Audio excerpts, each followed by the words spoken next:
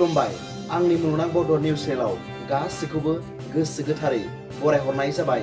बे समाव आं नोंथांमोननि सिगाङाव फुंबिलिनि मोननैसो खौरां लाना फैलायबाय। अन्नानै भिडिअखौ जोबजासिम फारि फारि नायलांदो।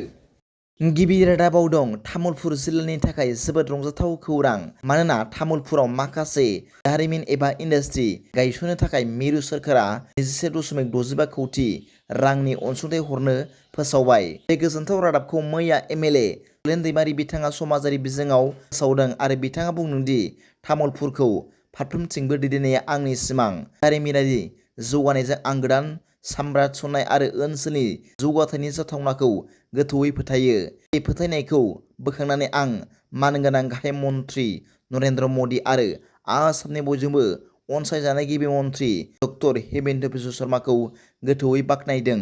BTRनि गाहाय प्रमद बर' सारनिसिम गोथौयै बाख्नायदों, जाय बे बुब्लिखौ गोख्रैसिन खालामदों। आंनि खावलायनायाव हेफाजाब होनायनि थाखाय गोसो गोरबोनिफ्राय साबायखर होनना बिथाङा फोरमायदों। नैथि रादाबाव दं BSFआ खोला त्रिपुरायाव 7 बांग्लादेशी नोगोरारिफोरखौ हमदों। खोला त्रिपुरा जिल्लानि बेलनिया दालाइ खोन्दोआव सीमा रैखाथि हानजा एबा BSFजों बावैसो खालामजानाय मोनसे अपारेसनाव 7 बांग्लादेशी नोगोरारिफोरखौ भारतारि ओनसोलाव हाबनो नाजानाय समाव हमनाय जादोंमोन। थि बुदिनि सायाव बिथा खालामनानै बे अपारेसना आयेन बेरेखा हाबफैनायखौ होबथानो थाखाय BSFनि रादायखौ दिन्थियो। BSFनि बायदिब्ला बे जर'खा अपारेसनाव 3 आइजो, 1 हौवा आरो 1 हौवासाजों लोगोसे 7 सुबुंफोरखौ हमनाय जादोंमोन। हमजानाय सुबुंफोरनि सिनायथिखौ नाजमा बेगम 40 बोसोर बैसोनि, सलमा बेगम 50 बोसोर बैसोनि, नाजमा बेगम 28 बोसोर बैसोनि, यासिम शेख 11 बोसोर बैसोनि आरो महम्मद अख्तर 34 बोसोर बैसोनि होनना सिनायथिनाय जादों। गासैबो बांग्लादेशनि मादारिपुर आरो बरिशाल जिल्लाफोरनि थागिरि होनना सिनायथिनाय जादों। बिसोरखौ हमनायनि उनाव बेखौ मिथिनो मोनोदि सुबुंफोरा आदार आरो पान कार्डजों लोगोसे भारतारि सिनायथि फोरमानलाइफोर लागासिनो दंमोन। खौरां मोननाय बायदिब्ला बिथांमोनहा दिल्लीनि गुबुन गुबुन थावनिफोराव थांगासिनो दंमोन। BSFआ आथिखालाव बिसोरनि हाबाफारिफोर आरो गनायथिफोरनि सोमोन्दै आरोबाव फोरमायथि बुथुमनो थाखाय बिसोरखौ सोंथि खालामगासिनो दं। थामथि रादाबाव दं उदालगुरियाव जापानिज इनकेफेलाइटिस बायदि बेरामजों सासेनि जिउ खहा। रायजोनि गुबुन गुबुन ओनसोलफोरजों लोगोसे उदालगुरि जिल्लायाव जापानिज इनकेफेलाइटिसनि खौरां मोननाय जादों। उदालगुरि हायुङारि सावस्रि मिसननिफ्राय खौरां मोननाय बायदिब्ला जिल्लानि नासान सालिनि मुरमालानि थागिरि रिफु बर' 36 बोसोर बैसोआ जापानिज इनकेफेलाइटिस बायदि बेरामजों रुंसारि जादोंमोन।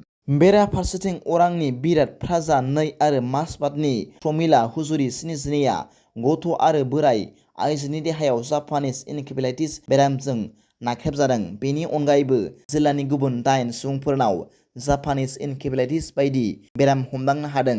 बेखौ गोसोखांनो हायोदि 2019 मायथाइयाव जिल्लायाव जापानिज इनकेफेलाइटिस बयनिख्रुइ बांसिन सा-39 केस आरो गोबां थैनाय रेबगान्थिनाय जादोंमोन। बेरामनि हारआ लासै लासै गाहायाव फैगासिनो दंब्लाबो बे बेरामा सोलिगासिनो दं। ब्रैथि रादाबाव दं BTRआव स्पेस लेब बेखेवदों। BTR ओनसोलाव बिगियानगिरिफोरनि अनजिमाखौ बारायहोनायनि थांखिजों मैया चिरां जिल्लानि गंसे हायार सेकेन्डारियाव गंसे गोदानै लुफुंजानाय स्पेस लेबखौ बेखेवना होदों। BTRनि गाहाय मावफुं सोद्रोमा मानाव गेदेर प्रमद बर' बिथाङा। BTRनि गाहाय खुंगिरिया खौरांगिरिफोरनि सिगाङाव फोरमायदों दि बिथांमोननि सोरखारा सिगांनिफ्रायनो BTRआव गं-10 स्पेस लेब गायसननो थांखि लानाय जादों आरो मिरु सोरखारनिफ्राय मेम'रेन्डाम अफ आन्डारस्टेन्डिं मोनखांनायनि उनाव गिबियै चिरां जिल्लानि गंसे हायार सेकेन्डारियाव गायसनजेननाय जाबाय आरो बाखि 9था स्पेस लेबखौ गायसनबावनाय जागोन होनना फोरमायदों आरो बे स्पेस लेबनि गेजेरजों गोबां फरायसाफोरानो 10 बोसोरनि उनाव बिगियानगिरि जाहैनो हागोन होनना मिजिंथिनाय बाथ्रा फोरमायदों। बाथि रादाबाव दं मोनसे मुगैथाव जाथाय आसामनि जरहाट जिल्लायाव माखासे दुथां सुबुंफोरा सासे लाइमोनखौ बुथारदों। बिमा-बिफानि बायदिब्ला गाग्लोबजाग्रा लाइमोनखौ जुन दाननि 30 अक्ट'आव हौवाफोरनि मोनसे हानजाया गावसोरनि मेगन सिगाङावनो गाग्लोबदोंमोन। बुथारजानाय जायनि सिनायथिखौ 30 बोसोर बैसोनि बिन'द नायक होनना मिथिनाय जादों, गोब्राब जखम जादोंमोन आरो उनाव 17 जुलाइआव जिउ गोमायो। जाथायनि उनाव गाग्लोबजाग्रानि नखरा बे जाथायजों सोमोन्दो थानाय सा 7 जुथांफोरनि बेरेखायै एफआइआर होदोंमोन। अजननि सायाव बिथा खालामनानै पुलिसआ जाथायनि सायाव नायबिजिरनाय जागायदोंमोन आरो बे बाथ्राखौ बुजिनो थाखाय बिबानगिरिफोरा सासे मेजिस्ट्रेटनि नुजाथिनायाव गोथै सह'खौ पस्टमर्टेमनि थाखाय गोथैसालिनिफ्राय जावखांदों होनना मिथिनो मोन्दों। दिनैनि फुंबिलिनि मोननैसो खौरांफोरा दा बेखिनिल'मोन। भिडिअखौ मोजां मोनदोंब्ला आंनि बे मुलुगनां बड' निउस चेनेलखौ अन्नानै साबस्क्राइब खालाम। जायफ्रा गोदानै नायदोंब्ला एसेनोसै, गोजोन्थों।